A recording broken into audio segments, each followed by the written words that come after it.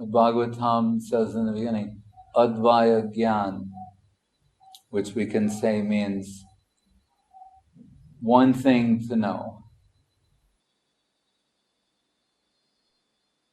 Guru Maharaj is always saying, the Upanishads saying, there's one thing to be known.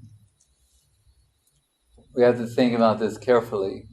There are different ways we can consider it.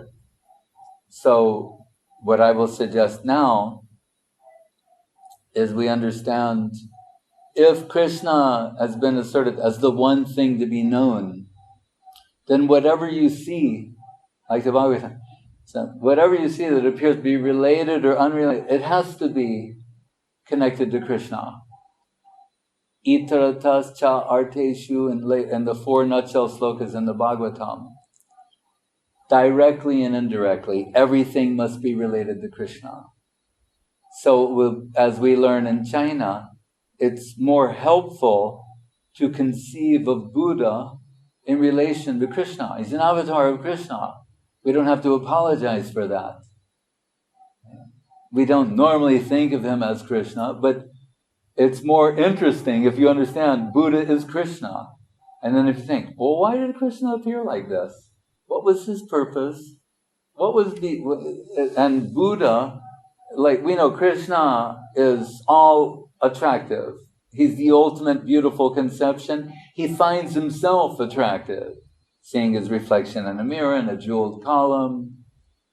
Dwarka Krishna, seeing a picture of Vrindavan Krishna. Krishna is the Bhuvana Sundar. Sudbhagunan Bhuvana Sundara Sundvatante. The ultimate beautiful thing. The Angana Angananam Bhushana. The ornament. He makes the ornaments look beautiful. Normally people put ornaments to look beautiful. Krishna, he is that.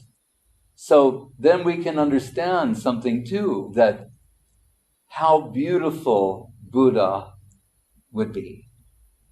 We see something in the representations of the murtis, but just imagine Krishna, how irresistibly beautiful he is, charming, and like classic Krishna, liar, right? Lying, deceiving, deceit for the sake of truth, the crooked reality.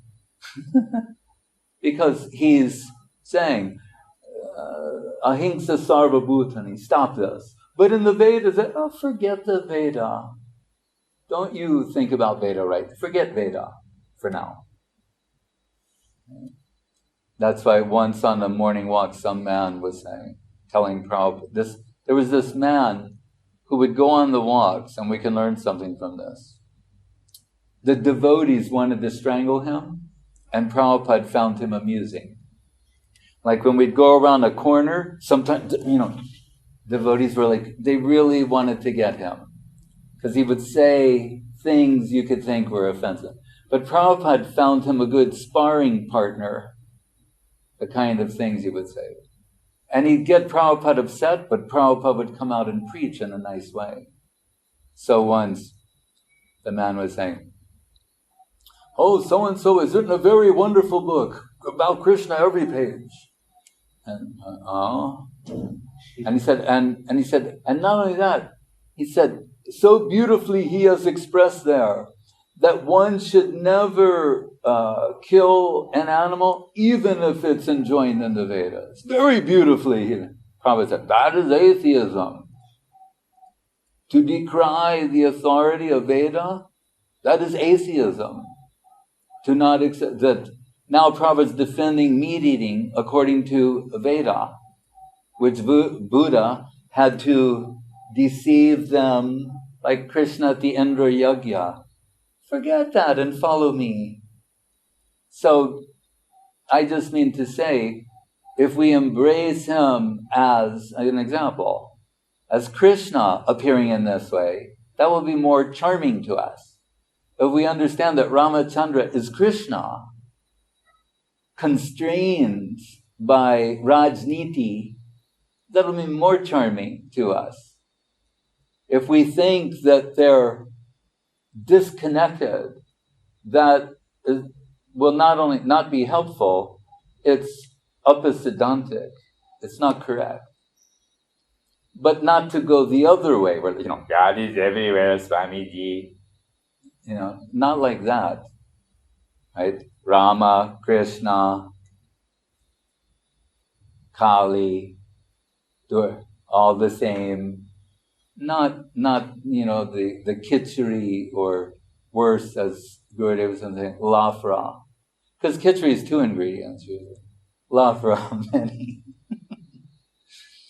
So, but this, Advaya Gyan, we go back to, Bhagavatam says there's only one thing to be known.